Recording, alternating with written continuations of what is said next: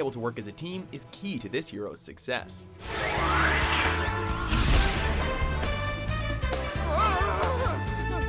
Yeah! Teamwork! Welcome to WatchMojo.com, and today we will explore the comic book origins of Firestorm. But here's what I don't understand. The Firestorm matrix is unstable. The thermal core reacts exponentially to the rate of fission in the host body. Well, fortunately, Dr. Wells developed a quantum splicer to address that very problem. As with most comic book characters, there are often reimaginings and different versions to a character's past. We've chosen to primarily follow the storyline which unfolded in 1978's Firestorm number 1, which was expanded upon in 1989's Firestorm number 85, 2004's Firestorm number 1, and 2011's Fury of Firestorm: The Nuclear Men numbers 1 and 2. He sure would make a powerful super friend.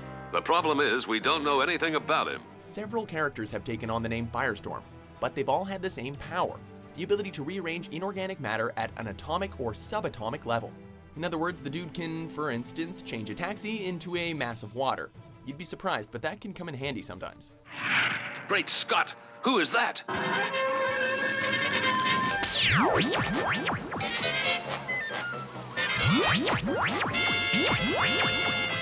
The aptly nicknamed Nuclear Man burst onto the scene in his own comic in 1978. Ronnie Raymond was a high school student who was new in town, who quickly caught the eye of fellow student Doreen.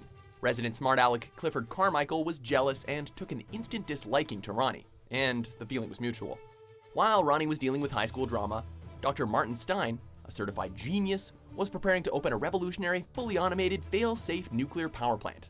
Ronnie, hoping to impress Doreen, joined a group of protesters intent on shutting down the plant before it even opened. Unbeknownst to Ronnie, however, this group actually wanted to blow up the plant and planned to frame him to take the blame. When he realized their plot, he tried to stop them, but was knocked unconscious. The same happened to Dr. Stein. Whoa. I feel weird. Yeah, me too.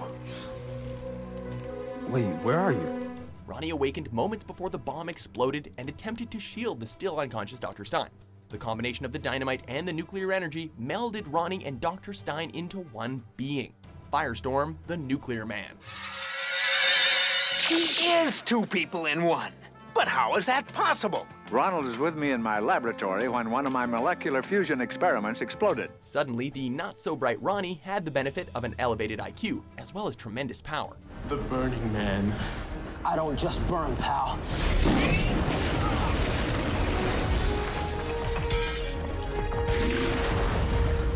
I blast things too. It turned out that while Firestorm's physical form was largely Ronnie Raymond, his mind was shared entirely between Ronnie and Dr. Stein. Working together, they tracked down the villains, who were attempting to blow up another plant, and naturally, they put an end to their nefarious doings. Ronald Raymond. Burning Man himself. Half of him, anyway. Some years later, in 1989, Firestorm learned a little more about his origins. It turned out that when Ronnie and Dr. Stein were fused in the explosion, there was a third consciousness which fused with them as well. This was the consciousness of a fire elemental that had been present in many different forms throughout human history. It is important for the fire elemental to have a human host, as it needs their influence to control its powers. Otherwise, it would be likely to act without compassion. Another revision occurred in 2004, after the death of Ronnie Raymond. This time, the fire elemental fused with a young man named Jason Roosh, and, initially at least, a gangster by the name of Gordon. More recently, the New 52 reboot of the DC Universe has seen yet another retooling of the Firestorm origins. In this latest telling, members of a ruthless international secret society were trying to locate a magnetic bottle with the power to create a new Firestorm. Dr. Stein had asked Jason Roosh, now a high school colleague of Ronnie Raymond's, to safeguard one of them. Can you hear me, Ronald? When the villains tried to steal it, Jason unleashed its power, changing both him and Ronnie into two separate Firestorms, with the ability to fuse into one massive Firestorm. Firestorm had the misfortune to debut at a time when the comics industry was in a massive nosedive, and so his first series burns away pretty quickly. But fan interest in the Nuclear Man has always been high, and he's come back several times, and is now a fixture in the DC Universe in all of its forms. I think you got plenty of adventures left. Yes, perhaps you're right.